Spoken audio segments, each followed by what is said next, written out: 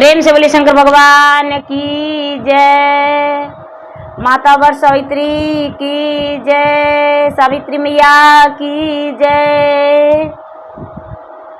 गुरु भाई बहना, मैं एक वट सावित्री व्रत की कथा सुनाने जा रही हूँ, जो जेठ मास अमावस की भी मनाई जाती है। हर सुहागने जेठ अमावस की वट सावित्री व्रत पूजा करती है वट वृक्ष में, और बहुत सारे महिलाएं बहुत सारी सुहागने जेठ पूर्णिमा की भी वट सावित्री व्रत पूजा करती है। और वट सावित्री व्रत पूजा करने से सुहाग की लंबी आयु होती है। हर सुहागन अपने पति के लंबी आयु के लिए भगवान से कामना करती है और वट वृक्ष में पूजा करती है। उसमें काचे सूत हाथ में लेकर फेरे देती है, परिक्रमा करती है। हर सुहागने हाथ में पंखे लेकर वट वृक्ष की झेलती है और उसी पंखे से अपने पति की भी झेलती है, यानी हवा खिलाती है। और हर प्रकार की उस पे फल चढ़ाती है, पकवाने चढ़ाती है, मिठाइयाँ चढ़ाती है, वट वृक्ष की पूजा करती है और अपने पति को वस्त्र, jeans, T shirt, shirt, pant, coat pant यानी चादर या रुमाल, छोटे से छोटे कपड़े, बड़े से कपड़े भी चढ़ाते हैं, चढ़ाकर अपने पति को देती है और अपने पति के लंबे उम्र के लिए भगवान से कामना करती है। जिसे जो भी सुहागने हैं उसे दूर भी पड़ जाता है वट वृक्ष, तो वट वृक्ष की टहनियाँ लाकर एक दिन पहले अपने घर में धर देती है और धर के उसे गमले में लगा देती है और उसे जल से सींचकर विधि अनुसार पूजा पाठ करके और वट वृक्ष का पूजन करके अपने पति के लंबे आयु के लिए कामना करती है। तो मैं वट वृक्ष की कथा सुनाने जा रही हूँ, वर पूजा जिसे कहते हैं। तो गुरु भाई बहना, बहुत समय पहले की बात है। एक राज्य में एक राजा रहा करते थे और एक रानी। राजा और रानी दोनों बड़े दानी थे, दोनों दान पुण्य किया करते थे। दोनों का समय व्यतीत हो रहा था। राजा निसंतान थे, राजा का कोई संतान नहीं था। राजा का कोई अफसोस नहीं था कि मेरा संतान नहीं है। एक दिन रानी एक स्त्री का बच्चे गोद में लेकर खिलाते देखी और अपने सीने से दूध लगा पिलाते देखी। रानी बड़ा उदास हो गई और उदास होकर मन में सोचने लगी, हे भगवान, मेरा तो आधी उमरिया जा चुका है, लेकिन मैं अभी तक माँ नहीं बनी हूँ। मेरे राजा का कोई सोच फिक्र नहीं। राजा तो कभी बच्चे के बारे में बात भी नहीं करते। आज राजा साहब आएंगे तो बच्चे का जिद करेंगे, राजा क्या जवाब देते हैं। यदि राजा साहब इनकार करेंगे तो अपना प्राण त्याग देंगे। ये सोचकर रानी उदास होकर बैठ गई। पूरी दिन भोजन नहीं की। राजा साहब अपने कचहरी से आए, कोर्ट कचहरी से आए। राजा साहब राजमहल के अंदर गए। राजा साहब अपने रानी को खोजने लगे और जब रानी को खोजने लगे दीदी, तो दासी लोग कहती है कि राजा साहब, रानी तो अपने कोप कक्ष में सोई हुई है। रानी साहब अपने दरवाजा बंद कर चुकी है। हम लोग कितने आवाज दिए, लेकिन रानी साहब एक वर्ड भी नहीं बोले। जहां तक के कि भोजन भी नहीं की है, जल भी ग्रहण नहीं की है, जहां तक आज कोई पूजा पाठ भी नहीं की है। आप तो सुबह सुबह उठे, भोजन किए और कचहरी में चले गए। ये बात सुनकर राजा तुरंत रानी के कमरे के पास गए और दरवाजा खटखटाने लगे। अंदर से रानी कोई भी आवाज नहीं दे रही थी। राजा बड़े विनती किए। रानी चुपके से दरवाजा खोल दी और बिस्तर पे जाके फिर से लेट गई। राजा अपने रानी को हाथ पकड़ के कहने लगे, हे रानी, आखिर क्या बात है? चुप रहने से तो कोई फायदा नहीं। यदि कोई बात है तो मुझे बताओ और हम तुम्हें उस प्रश्न का उत्तर अवश्य देंगे। रानी कहती है, हे राजन, मुझसे पीछे जिसका शादी हुआ उसका बच्चे का शादी भी हो गया, बच्चे बड़े बड़े हो गए, जहां तक के कि कई बच्चे की मां बन चुके हैं। उसके घर में बहू भी आ गई और मेरा एक संतान भी नहीं। आज तक तो मैं आपसे कोई प्रश्न नहीं किया, लेकिन आज मैं आपसे प्रश्न करती हूँ। राजा साहब उदास होते हुए रानी का ओर देखते हुए कहने लगे, हे रानी, उदास मत होइए। मैं कल ही भगवान से प्रार्थना करके और अपने संतान की प्राप्ति के लिए भगवान से जरूर बोलेंगे, कहेंगे। आप चिंता मत करो। रानी का धैर्य धराए रानी ने हिम्मत रखी, भरोसा रखी अपने पति पर और उठकर राजा की बात मानकर, यानी अपने पति की बात मानकर स्नान की और भोजन ग्रहण की। सवेरा हुआ, राजा साहब स्नान ध्यान करके दीदी और मंदिर गए, भगवान के पास गए, भगवान के जल अभिषेक किए, पूजा पाठ किए और राजा साहब अपने हाथ जोड़कर विनती करके ध्यान धर के बैठ गए। राजा का मन में आश्वासन हुआ कि भगवान मुझे उत्तर दे चुके हैं कि तुम ज्यादा चिंता मत करो, तुम्हें संतान अवश्य होगा। राजा घर आ गए और रानी से बोले प्यार भरी बातें, हे रानी, आप चिंता ना करें, संतान अवश्य होगा।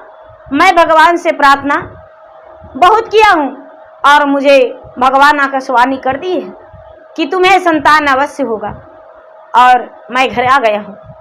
धीरे धीरे समय बीतता गया। राजा दान पुण्य भी नहीं छोड़े, राजा पूजा पाठ भी नहीं छोड़े। कुछ दिन के बाद रानी गर्भवती हो गई। गर्भवती हुई तो धीरे धीरे समय बीता, 1-2 महीना हुआ। रानी को महसूस हुआ कि लगता है कि मैं माँ बनने वाली हूँ। राजा से बताई, हे स्वामीनाथ, हे प्राणनाथ, मैं तो माँ बनने वाला हूँ। राजा इस बात को सुनकर बड़े खुश हुए और रानी से कहते हैं कि हे रानी, मैं आपको बताया था कि आप वापस से माँ बनेंगे। भगवान मेरा पुकार सुन लिए। रानी मुस्कुराते हुए राजा की ओर देखी और कहती है कि हे स्वामीनाथ, इस दिन का मुझे बेसब्री से इंतजार था। जो माँ बन जाती है स्त्री, वो तो बड़ी भाग्यशाली कहलाती है और मैं अब माँ बनने वाली हूँ। मैं भी एक माँ की आवाज में सुनूंगी पुकार, माँ माँ कह के मेरा संतान पुकारेगा। राजा भी बड़े प्रसन्न हुए और कहने लगे कि मुझे भी पिता कह के पुकारेगा। दोनों के प्यार भरे बातें हुआ।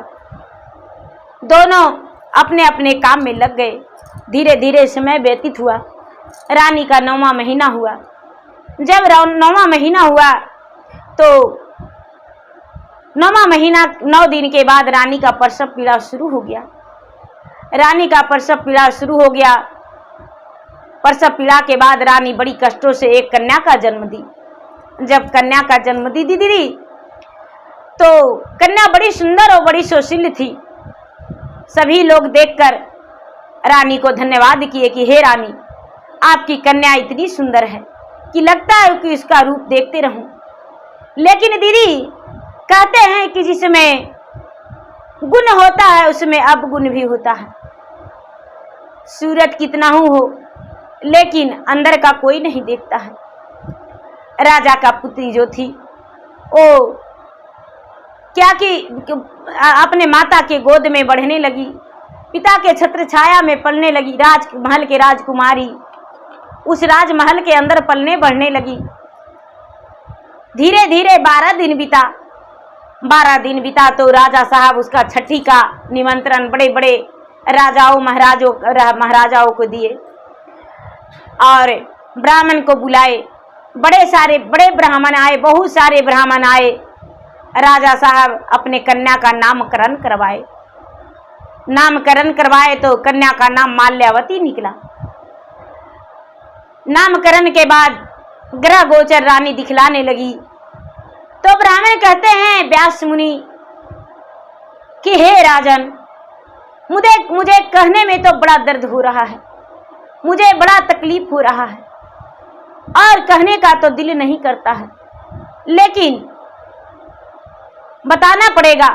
रानी अपनी आंखों में आंसू भर के ब्राह्मण की ओर देखते हुए बोली कि हे ब्राह्मण, आखिर क्या बात है जो आप छुपा रहे हैं मुझसे? बेझिझक मुझसे बताइए। ब्राह्मण कहते हैं हे रानी, यदि आपसे बता देंगे तो आपका कलेजा चकनाचूर हो जाएगा, छन्नी छन्नी हो जाएगा, पूरा शरीर आपका असमर्थ हो जाएगा। आप थोड़ी देर के लिए सन्नाटा छा जाएंगे। राजा कहते हैं, मुझ में बहुत बड़ी हिम्मत है ब्राह्मण देवता, आप बेझिझक बताइए। ब्राह्मण आंखों में आंसू लेते हुए कहते हैं कि इस कन्या को बड़ी हो जाने के बाद यदि आप विवाह करेंगे तो इस कन्या का विवाह हो जाने के बाद 21वें दिन ये विधवा हो जाएगी और इसको विधवा होने से कोई नहीं रोकेगा। ब्राह्मण को बात सुनकर राजा रानी पूरा सन्नाटा छा गए, इधर उधर भी नहीं देख पाए। अब तो उनका जैसे लग रहा था कि आसमान फट गया है या तो धरती उसको उन्हें खड़ा होने के लिए जमीन भी कम पड़ रहा था। रानी आंखों से आंसू गिराते हुए कहती है, हे ब्राह्मण देवता, तो क्या इसका कोई कट नहीं? ब्राह्मण देवता कहते हैं, नहीं, इसका कोई कट नहीं, अब तो इस कन्या का भाग ही जाने। राजा रानी कहते हैं, इस बात का किसी को ब्राह्मण देवता मत बताइएगा, मेरा कुमारी कन्या है, कौन मेरा पुत्री से विवाह करेगा? क्या मैं अपने पुत्री को घर में कुंवारी ही रख लूंगी? ऐसा नहीं हो सकता है, अब मेरा पुत्री का भाग जाने। ब्राह्मण कहते हैं कि हे राजन, इस बात को अपना पुत्री से कभी जीवन में मत बताइएगा। यदि आप बता देंगे अपना पुत्री से तो आपका पुत्री जीते जी मर जाएगी। कोई भी स्त्रियां नहीं चाहती है कि मैं इस हालात में जाऊं जो मेरा जिंदगी जीने से बेहतर हो जाए। कोई भी स्त्रियां नहीं चाहती है कि मेरा कंधा मेरा पति नहीं दे, और कोई भी पत्नी ये नहीं चाहती है कि मुझसे पहले मेरा पति इस दुनिया से चले जाए। एक कहकर ब्राह्मण अपने पोथी पत्रा लिए, सीधा पानी लिए, दक्षिणा लिए और सभी ब्राह्मण अपने अपने घर चल दिए। इस बात को राजा रानी दबाए रखे। धीरे धीरे माल्यावती बड़ी होने लगी। समय बीतते बीतते 12 बरस की हो गई। जब 12 बरस की हो गई तो राजा साहब अपने पुत्री का विवाह के लिए सोचने लगे। अपने पत्नी से कहते हैं, और उनका पत्नी का नाम सुनैना था। सुनैना से कहते हैं, हे प्राण प्रिय, मेरा माल्यावती कन्या बहुत बड़ी हो गई है, उसका विवाह करना अवश्य है। माल्यावती अपने आंखों में आंसू लेकर कहती है, स्वामीनाथ, क्या कुछ याद है? सुनैना को बात सुनकर राजा वीरभद्र कहते हैं, हाँ मुझे तो याद है, लेकिन मैं क्या करूं? क्या संसार में अपने पुत्री को कोई कुमारी रखा है क्या? जो हम रखेंगे इसका भाग्य में जो होगा वही होगा। रानी कहती है कि तो ठीक है महाराज, अपने कन्या माल्यावती के लिए सुंदर सा वर ढूंढिएगा, चांद की तरह चेहरा हो, सूरज की तरह चमकीला हो और उसका जैसे सूरज का प्रकाश चमकता है उसी तरह चमकना चाहिए। कर्ण राजा ये बात सुनकर हाँ कह दिए और राजा खुद अपने से अपने कन्या माल्यावती के लिए वर ढूंढने चले गए। धीरे धीरे धीरे धीरे कई नगर घूमे, लेकिन माल्यावती का योग्य वर नहीं मिला। ढूंढते ढूंढते ढूंढते ढूंढते 4-6 महीने बीत गए। 4-6 महीने बीत जाने के बाद माल्यावती के योग्य एक वर मिला। माल्यावती के पिता वीरभद्र उससे अपना बेटी का रिश्ता पक्की कर दिए। रिश्ता पक्की करके अपना घर लौट गए।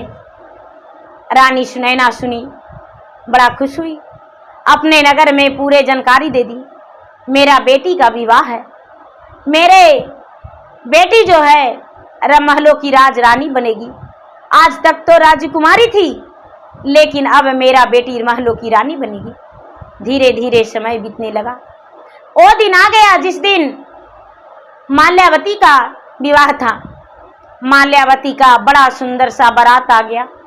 जिस रास्ते से हाथी आ रहा है तो हाथी का आवाज जैसे आंधी और बारिश हो गरजता हुआ आ रहा है, उसी तरह जोरों से तेजी आवाज में हाथी का टप ठपा टप ठपा ठप, घोड़े का टप ठपा टप ठपा टप, बैलगाड़ी, पालकी, पैदल की रास्ते बहुत सारे लोग आए, बहुत बड़ा बराती आया, हजारों लोग बारात आए। राजा की कन्या का ब्याह बड़ी धूमधाम से आंगन में ब्याह हुआ दीदी, और ब्याह करके राजा अपने पुत्री का विदा कर दिए। अब माल्यावती रोती है अपने पति का कंधे लग के कि हे स्वामीनाथ, मेरा बेटी नादान है, छोटी है, उसे कोई पता नहीं कि मेरे भाग्य में क्या लिखा है। हे भगवान, मेरा बेटी अपने पति के साथ सिर्फ 20 दिन रहेगी और 21वां दिन उसका मांग का सिंदूर उतर जाएगा और सुहागन से असुहागन हो जाएगी। मैं क्या करूं? लगता है जमीन फट जाए जिसमें मैं समा जाऊं, गंगा उमड़ता है उसमें मैं डूब मरूं। मुझे समझ में नहीं आ रहा मैं क्या करूं।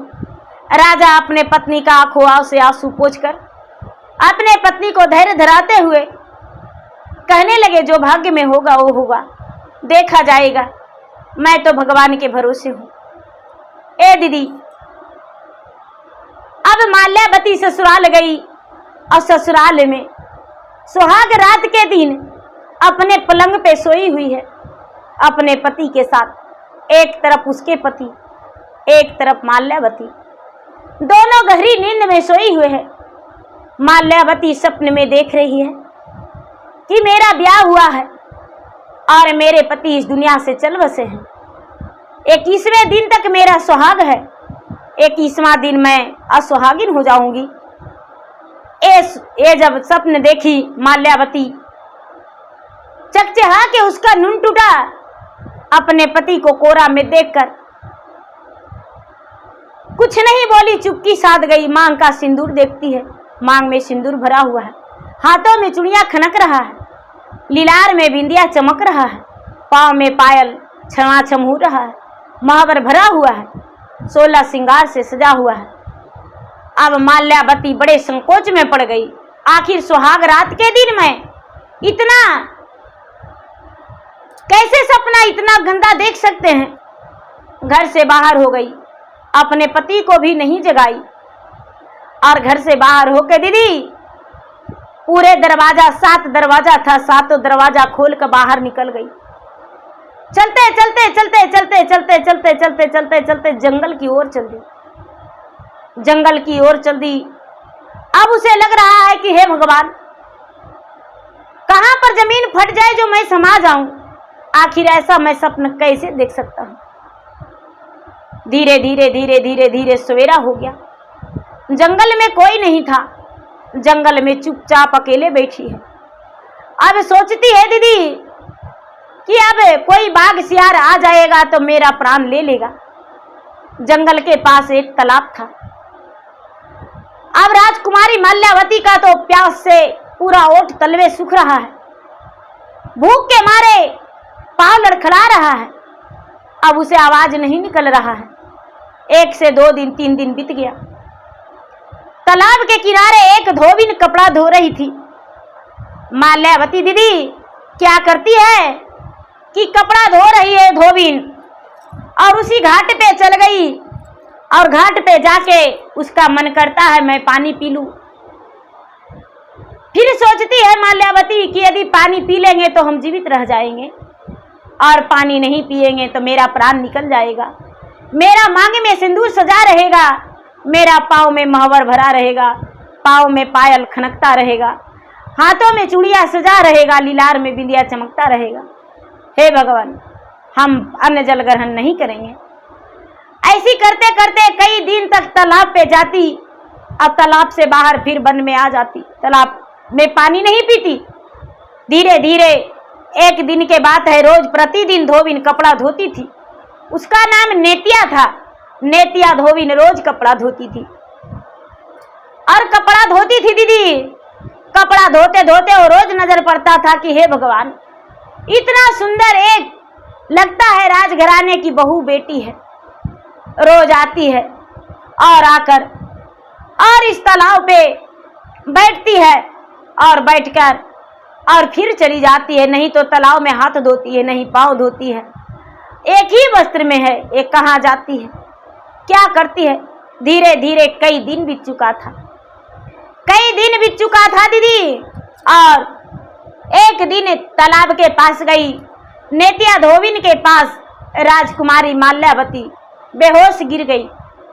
जब माल्यावती बेहोश गिर गई, नेत्या धोबिन कपड़ा अपना धोना छोड़ दी और तालाब से पानी निकाल के और उसके मुंह पर छिड़की।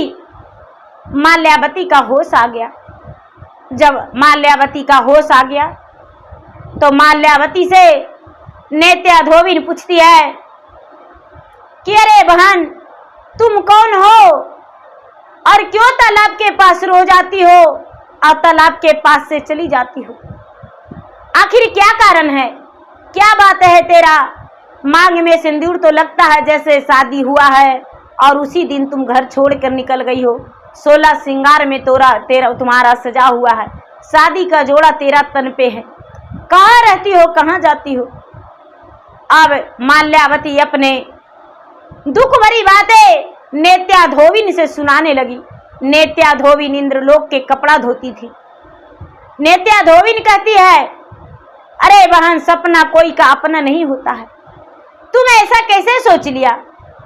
माल्यावती अपने नेत्या बहना से कहती है, नेत्या धोबिन बहना से कि अरे बहन, क्या मैं बताऊं, जो भी सपना मैं देखा वो सपना अपना ही था। और रो रो के कहती है कि 12 बरिसवा के हमारी उमरिया हो, कहियो ना देखली सपना, बोरे भीनो सरवासो हग के रतिया, सामे सुतालन संग साथ जी। ऐसन जे गुत सपना हमहूँ जे देखली, जियरा न मानेला हमारा। नेत्या धोबिन कहती है कि बहन, चिंता मत करो, तुम मेरे साथ चलो, मेरा घर चलो। मैं जात का धोबिन हूँ, मैं कपड़ा इंद्रलोक का धोती हूँ। मेरे पास ब्रह्मा विष्णु महेश 360 परिया का कपड़ा मेरे पास आता है और मैं सबका कपड़ा धोकर और सारी कपड़ा आकाश में इंद्रलोक में भेजाती हूँ। चलो मेरे साथ। गुरु भाई बहना, बेचारी नेत्या धोबिन माल्यावती को हाथ पकड़ के अपना घर ले आई। अपना घर लाकर और नेत्या धोबिन जो है सारी कपड़ा एक बार में तह लगा के आकाश की ओर फेंक दी। सारा कपड़ा इंद्रलोक चला गया। सभी देवी देवता अपना अपना कपड़ा ले लिए।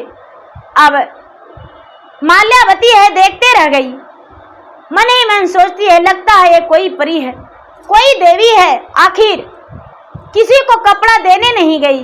एक बार में कपड़ा आकाश की ओर फेंकी, इसका कपड़ा आखिर कहाँ गया होगा।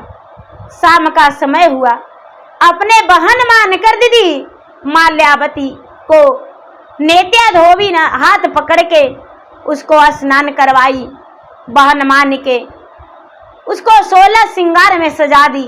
बहन मान के उसे थाल में भोजन परोस के लाई। एक ही थाल में दोनों मिलकर भोजन की। और नेत्या धोबिन कहती है कि बहन मेरा कल उपवास है, हम कल व्रत रखने वाले हैं। और इंद्रलोक में कहती है कि हे महाराज, आज मैं किसी को कपड़ा लेने वाला नहीं हूँ। कल तो जेठ का अमावस है, वट वृक्ष का पूजा करेंगे और मैं पूजा करके अपने पति के लंबे आयु के लिए भगवान से कामना करेंगे। इसीलिए आज कपड़ा मैं किसी को लेने वाला नहीं हूँ, अब तो कल ही लेंगे और परसों कपड़ा धोएंगे। ये जो माल्यावती है वो नेत्या धोबिन की बातें सुनकर मन ही मन सोचती है कि ये क्या व्रत होता है और कैसे किया जाता है। मन ही मन वो सोचती है। सवेरा होने से पहले आधी रात की बाद नेत्या धोबिन जाग गई और जागकर पूरे घर में झाड़ू लगाई, घर के साफ सफाई की। 4 बजने से पहले स्नान कर ली और स्नान करके एक डलवे में फल फलहरियां सजाई, 5 किस्म के ऋतुए फल सजाई और एक पंखे पे श्रृंगार रखी।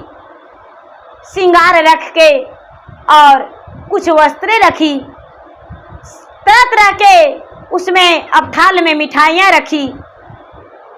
नेत्या धोबिन को थाल से सिंदूरा रखी, जिसमें सुहागने सिंदूर करती है, सिंदूरा रखी।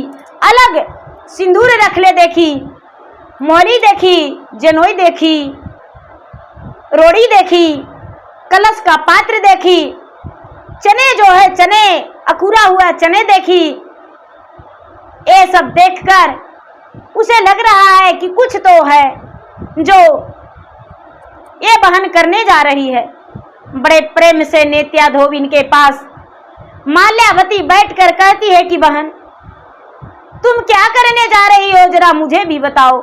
नेत्या धोबिन कहती है कि बहन आज जेठ का अमावस है, सूरज उगने से पहले हम वट वृक्ष का पूजा करेंगे और विधि विधान से सत्यवान सावित्री का कथा सुनेंगे और पूजा करके अपने पति के लंबे आयु के लिए भगवान से हाथ जोड़कर कामना करेंगे और भगवान मेरी पुकार सुनेंगे, मेरे पति का लंबे आयु देंगे, मेरे गोद में पुत्र खेलेगा। कहते हैं कि ये कैसे बहन, ये व्रत करने से जो भी सुहागने ये व्रत करती है उसे उसका पति का लंबे आयु होता है। सारी चीजें का वृत पूछी कि बहन एक कच्चे धागे क्यों लपेटती हो। नेत्या धोबिन बताती है, अरे बहन तू नहीं जानती हो, वट वृक्ष में परिक्रमा करते हैं, कच्चे धागे लपेटते हैं, थोड़ी सी धागे अपने पति को कलाई में बांधते हैं। ये जो मिठाई चढ़ा रहे हैं वो प्रसादी के रूप में अपने पति का खिलाएंगे। चना जो अकुरा है, जो चना वो फल देने वाला है, जो उसका निकल चुका है, एक दिन पहले इसे खुला देते हैं और वो सब गुजर जाता है। इससे पुत्र की प्राप्ति होती है। चंदन जो है, चंदन इसमें लगाते हैं। ऐपन है, ऐपन से 7 जगह पूरे 5 उंगली से वट वृक्ष में लगाते हैं। कलश जो है, कलश रखते हैं, दीप जलाते हैं, उसमें धागे का दीप देते हैं, उसमें बाती देते हैं। तिल का तेल या तो घी जलाते हैं, ऐसे ज़्यादा करके तिल का तेल डालते हैं, काले तिल धूप मिलाकर वहाँ पर जलाते हैं। ये सब सारी बातें समझाई और ये सब करने से पति का लंबे आयु होती है। 16 श्रृंगार में सुहागन सजती है, मांग का टीका पहनती है, हाथ में चूड़ियाँ पहनती है, शादी का जोड़ा जिसका हो वो शादी का जोड़ा पहनती है, तन पे चादर रखती है। अब माल्यावती नेत्या धोबिन से कहती है कि बहन मेरा तो वस्त्र एक ही है, यही शादी का जोड़ा है, मैं शादी का जोड़ा ही पहना हूँ, क्या इस व्रत को हम भी रख सकते हैं। नेत्या धोबिन कहती है कि अरे बहन इसमें पूछने की क्या बात है, पूछने की क्या बात है, पूछो मत, जल्दी से स्नान करो और जो शादी का जोड़ा तूने कल खोली हो आज वही पहन लो और पहन के चलो मेरे साथ पूजा करना, तेरे लिए मैं सामान इसमें सामग्री सजा लेती हूँ। बांस का पंखा रखी, बांस का डलवे में श्रृंगार सजाई, फलहरियाँ सजाई और क्या की नेत्या धोबिन और माल्यावती राजकुमारी दोनों वट वृक्ष के पास दोनों चले गए। वट वृक्ष थोड़ा दूरी पड़ता था, दोनों बहने की तरह एक साथ साथ पूजा की। पूजा करके और अपना घर लौटी। घर लौटी तो नेत्या धोबिन अपने पति को चंदन का टीका लगाई। चंदन का टीका लगाकर पंखा झेली, यानी हवा दी पंखा से। जो भी उसके पास मिठाइयाँ था, अपने पति को मिठाइयाँ खिलाई। चरण स्पर्श की, आशीर्वाद ली। उसके पति नेत्या धोबिन का मुख भरा आशीर्वाद दिए और जो भी प्रसादी था खिलाई। कपड़ा ले गई थी, वो कपड़ा अपने पति को तुरंत पहनाई। उसके पति हंसकर कुछ बातें किए। अब माल्यावती कहती है कि हे भगवान, अब मैं क्या करूं? मेरे पति तो हैं ही नहीं, मैं अपने पति को कहाँ ढूंढूं? मेरे पति तो अपने घर में, मैं तो घर छोड़कर चली आई हूँ। भला कोई भी नई नवेली दुल्हन अपने ससुराल लांघकर, चौखट लांघकर और घर छोड़कर निकल जाएगी तो क्या बहू उसे स्वीकारेंगे लोग? मैं अपना घर कैसे जाऊं? बेचारी माल्यावती रो ही रही थी दीदी कि उसके पति जो थे पागलों की तरह इधर उधर ढूंढते जा रहे थे। ढूंढते नेत्या धोबिन के दरवाजे पर खड़ी हो गए। भगवान की महिमा अपरंपार होती है दीदी। भगवान जो हैं अपना महिमा अपरंपार दिखाते हैं। नेत्या धोबिन के दरवाजे पर माल्यावती के पति भूखे प्यासे नंगे पांव पहुंच गए। नेत्या धोबिन दरवाजे से निकली, अपने महल के अंदर से निकली, घर के अंदर से। कहती है कि आप कौन हैं? माल्यावती के पति कहते हैं कि मेरा ब्याहता पत्नी मेरे पलंग पर से सुहाग रात के दिन कहीं चल गई है। मैं उसको ढूंढने में 12-13 दिन से व्याकुल हूँ। कहाँ चली गई कोई पता नहीं। मुझे समझ में नहीं आ रहा मैं कहाँ जाऊं। अब मुझे लग रहा है कि मैं अपना प्राण दे दूं। नेत्या धोबिन मुस्कुराते हुए कहती है, अरे राजकुमार, आप तो बड़े उदास हैं। क्या यदि आपको पत्नी का मैं ढूंढ दूंगी तो क्या आप इनाम देंगे? माल्यावती का पति मुस्कुराते हुए कहते हैं, अरे इनाम तो छोड़िए, मैं अपना पूरा बंगला, राज सब कुछ दे सकता हूं अपने पत्नी के कारण। मेरा पत्नी मिल तो जाए। माल्यावती के पति जो हैं ऐसा बात किए नेत्या धोबिन से। नेत्या धोबिन उसे पकड़ के अपना घर ले आई।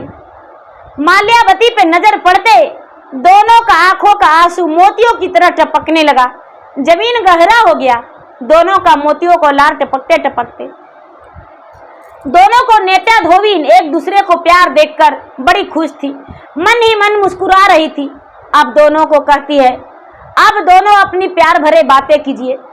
तुरंत झट से माल्यावती लोटे में जल ली, अपना पति को चरण पखारी। चरण पखार के तिलक लगाई। तिलक लगा के आरती उतारी।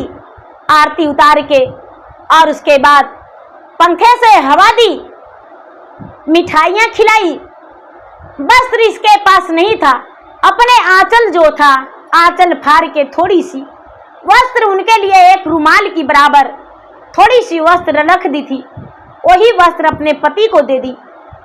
उसके पति खुश हो गए और कहते हैं, तूने ये सब व्रत क्या उन सब व्रत की हो? कहती है माल्यावती, मैं जेठ मास की अमावस व्रत किया हूँ, बट वृक्ष का पूजा।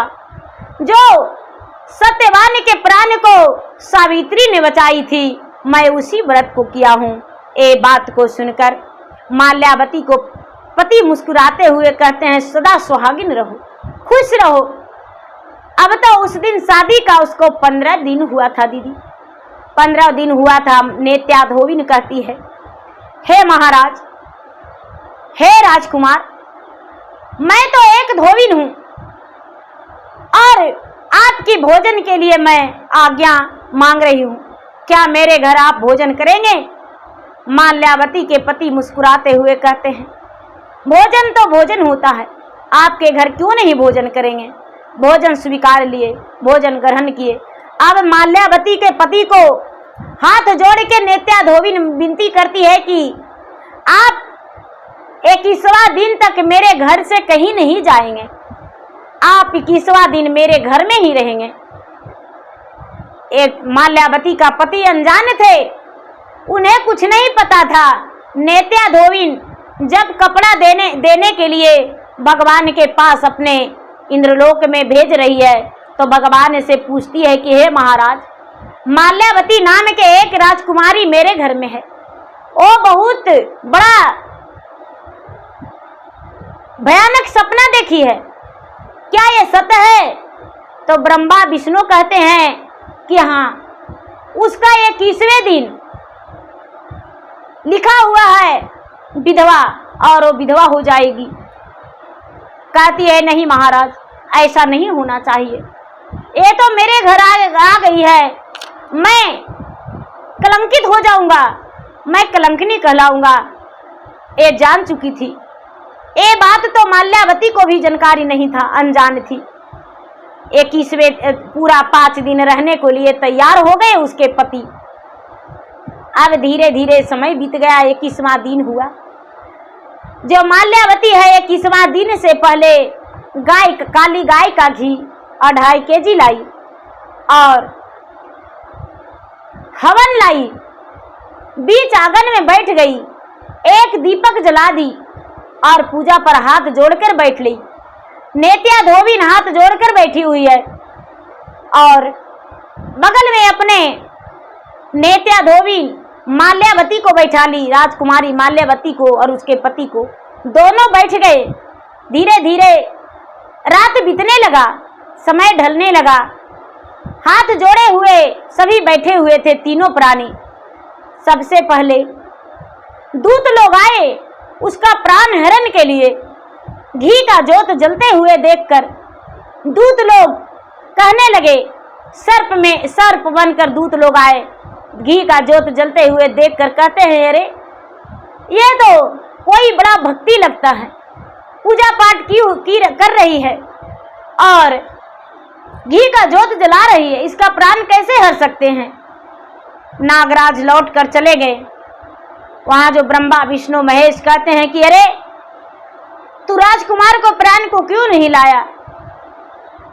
नागराज कहते हैं, महाराज वो तो लगता है कोई सती है, वो तो कोई अच्छा सा व्रत किया है, मैं उसका प्राण लाने में असमर्थ हूं।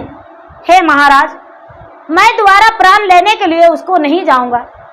फिर से दूत लोग को भेजे भगवान ब्रह्मा विष्णु महेश। जब दूत लोग गए तो फिर से घी का जोत जलता हुआ हाथ जोड़े हुए देखकर दूत लोग घूर गए। कहते इसका प्राण कैसे हरण करूं? इसका प्राण हरण नहीं कर सकते हैं। दूत लोग भी ब्रह्मा विष्णु के पास लौटे। दूत लोग से पूछने लगे ब्रह्मा विष्णु, अरे तूने तो राजकुमार को प्राण लाने गया था, आखिर क्यों नहीं प्राण लेकर आया? आज का रात वो यदि विधवा नहीं होएगी तो उसका पति अमर हो जाएगा। दूत लोग कहते हैं, महाराज लगता है कोई भारी व्रत उन्होंने किया है, मैं उसका पति का प्राण कैसे लूं? ये बात सुनकर ब्रह्मा विष्णु फिर से जमराज जी को भेजे, धर्मराज जी को भेजे, लेकिन किसी ने प्राण उसको नहीं लेकर आए। लास्ट जब हुआ, सुबह होने से पहले ब्रह्मा विष्णु शंकर, नारद, लक्ष्मी, सरस्वती, पार्वती, रिद्धि सिद्धि गणपति सभी वहां पहुंचे। जब सभी पहुंचे तो नेत्या धोबिन पहले से कह रखी थी कि अरे बहन, तुम पे भारी संकट है, देखो मेरे घर में बहुत सारे लोग आने वाले हैं, सबका चरण स्पर्श करना, सबका पांव छूना, और जो सबसे पीछे रहेंगे उनका पांव तो छोड़ना ही मत। जब ऐसा ही कि ब्रह्मा विष्णु महेश, सरस्वती, लक्ष्मी, पार्वती, रिद्धि सिद्धि गणपति सभी लोग आए। नेत्या धोबिन घी का जोत जला रही है, धूप जला रही है। जलाते जलाते सुबह होने वाला था, सूरज उगने वाला था। सूरज उगने से पहले सभी लोग इसको आंगन में आ गए इसका प्राण लेने के लिए। माल्यावती सभी को पाँव छुई, माता पार्वती के चरण में लिपट गई और माल्यावती के पति राजकुमार सभी को पाँव छूकर शंकर भगवान को पाँव में लपट गए। कहते हैं कि शंकर भगवान ही रक्षक है, शंकर भगवान ही भक्षक है। शंकर भगवान दुख देते भी हैं, दुख हरण भी करते हैं, सुख दुख का भागीदारी भोलेनाथ है। इनका नाम जो है भोलेनाथ ऐसे नहीं पड़ा है। दीदी अब शंकर भगवान जो हैं आशीर्वाद दे दिए कि हे पुत्र जुग जुग जियो, लाखों बरिस उम्र पाओ। पार्वती कहते हैं माल्यावती को, अरे पुत्री जुग जुग जियो, सुहागवती भवा, पुत्रवर्ती भवा, धन्यवान पुत्रवान लक्ष्मीवान, सदा सुहागन रहो, तुम्हारा घर में लक्ष्मी से भंडार भरे रहे, बच्चों का किलकारियां गूंजे। उसके बाद जो माल्यावती है वो चरण छोड़ दी और शंकर भगवान जो हैं कहते हैं कि जल्दी से इसका प्राण लेकर चलिए। तो कहते हैं पार्वती की महाराज उसका प्राण आप नहीं ले सकते हैं, उसका प्राण आप कैसे ले सकते हैं जिसे आप हजारों वर्ष जीने का वचन दिए हैं। आपका वचन खाली पड़ जाएगा, आपका वचन खाली पड़ जाएगा, आप उसका प्राण हरण नहीं कर सकते हैं और मैं इसे सदा सुहागन रहने का आशीर्वाद दिया हूं। वहां पर ब्रह्मा जी कहते हैं कि मैं भी, विष्णु जी कहते हैं मैं भी, जो भी नारद कहते हैं मैं भी इसे आशीर्वाद दिया हूं। मैं तो अनजान था, मुझे समझ में नहीं आया कि ये परचरण छू रहा है, मैं इसको आशीर्वाद कैसे दूं। शंकर भगवान कहते हैं कि अरे सबसे पहले तू बताओ पुत्री कि कौन सा व्रत किया है जो अपने पति को प्राण को बचा लिया, कौन सा व्रत किया है और उसका फल से तुम्हारा पति का प्राण बच गया। माल्यावती है जो अपना सपने के बारे में बताई, नेत्या धोबिन बताई कि महाराज मैं एक जात का धोबिन हूं, मैं तालाब पे कपड़ा धो रही थी, ये अकेले वन में रहती थी, तालाब पे आती थी, पानी नहीं पीती थी, अपना प्राण त्यागना चाहती थी। मैं इससे पूछा तो बोली कि घोर स्वप्न में देखा हूँ, सपने में मैं देखा हूँ कि मैं विधवा हो चुकी हूँ, विधवा होने से पहले अपना प्राण त्यागना चाहती हूँ और मैं अपना घर इसे ले आया। मैं अपना घर लाकर इसे जेठ मास बट ब्रज की पूजा करवाई हूँ, बट ब्रज की पूजा करवाई हूँ, महासावित्री व्रत पूजा की है और उसी का फल से इसका सुहाग लौट गया है। आज मुझे पता था कि आज ये विधवा होने वाली है, आज इसका शादी का 21वां दिन है। शंकर भगवान जो हैं, विष्णु भगवान हैं, पार्वती हैं, लक्ष्मी माता हैं, सरस्वती माता हैं, रिद्धि सिद्धि मैया हैं। नेत्या धोबिन से कहते हैं कि अरे नेत्या, पूरे संसार में वट वृक्ष व्रत की विधि और पूजा का चर्चा फैलाना, सभी सुहागने वट वृक्ष की पूजा करेगी, अपने पति का सुहाग के लंबे आयु के लिए भगवान से कामना करेंगे, भगवान उसे उसका सुहाग के रक्षा करेंगे। कोई भी सुहागन अपने पति के लंबा आयु के लिए कोई भी व्रत रख सकती है, तो क्या वट वृक्ष की पूजा क्यों नहीं रख सकती है। नेत्या धोबिन कहती है कि हे महाराज, जहाँ जहाँ जाएंगे वहाँ वहाँ इसका चर्चा हम फैलाएंगे और सभी लोग, सभी सुहागने वट वृक्ष का पूजा करेंगे। लेकिन वट वृक्ष पूजा करने के विधि क्या है। माता पार्वती कहते हैं कि वट वृक्ष का पूजा कोई अलग नियम से नहीं है, जैसे सभी पूजा की जाती है उसी तरह वट वृक्ष का भी पूजा की जाती है। उस दिन नमक नहीं खाया जाता है, फलहार ही कर सकती है सुहागने, और पाँव में महवर जरूरी होना चाहिए, मांग में सिंदूर सजा जरूरी होना चाहिए, मांग टीका, लीलार में बिंदिया, हाथों में चूड़िया पूरा, और जिसका ये नहीं कि नए साड़ी हो, जिसका वस्त्र जितना औकात हो औकात ही अनुसार वो अपना वस्त्र पहने, और जिसको नहीं कुछ है तो फूल भी लेकर वट वृक्ष का पूजा करे। फूल फल ना हो, फल ना हो फूल, सिंदूर रोड़ी कच्चा धागा, जल लेकर भी वट वृक्ष का पूजा कर ले और अपने पति की लंबे आयु के लिए कामना करे। अपने घर के सुख शांति के लिए, संतान की वृद्धि के लिए, धन लक्ष्मी प्राप्ति के लिए भगवान से कामना करे। माता पार्वती को बात सुनकर नेत्या धोबिन बड़ी खुश हो गई और खुश होकर भगवान से मुस्कुराते हुए चरण छूकर आशीर्वाद ली। भगवान उसे आशीर्वाद दिए और भगवान अपने अंतर्ध्यान हो गए। नेत्या धोबिन जो है राजकुमार और राजकुमारी को कहते हैं कि अब अपने घर जा सकते हैं। नेत्या धोबिन को बात सुनकर राजकुमारी और राजकुमार कहते हैं कि आप तो मेरे सगी बहन की तरह हैं, आप क्यों नहीं मेरे घर चलेंगे, आप मेरे घर अवश्य चलेंगे। नेत्या धोबिन को माल्यावती और राजकुमार दोनों मिलकर अपने घर ले गए। नेत्या धोबिन माल्यावती के ससुराल तक गई। ससुराल में नेत्या धोबिन के माल्यावती के ससुराल में नेत्या धोबिन के बड़ा स्वागत से अंदर गृह प्रवेश किया गया। राजा जो थे, राजा इस बात को जानकर बड़े प्रसन्न हुए और प्रसन्न होकर राजा नेत्या धोबिन को बहुत सारे सोने चांदी धन संपत्ति रुपया पैसा देकर विदा किए। नेत्या धोबिन अपना घर लौट आई हंसते भी हंसते। राजा साहब पालकी से नेत्या धोबिन को भेजा दिए, बैलगाड़ी से धन संपत्ति रुपया पैसा सोने चांदी भेजा दिए। नेत्या धोबिन भी बड़ा खुश हो गई। अब नेत्या धोबिन का जीवन में कोई दुख नहीं था। नेत्या धोबिन के कृपा से माल्यावती सुहागिन रह गई और माल्यावती जो व्रत की नेत्या धोबिन के बताने पर विधि विधान के अनुसार विधिवत पूजा की और उसका जो भी लिखा हुआ था वो टल गया। कहते हैं कि लिखा नहीं टलता है, ऐसी बात नहीं है, कर्म ही पूजा है, सबसे बड़ी कर्म है।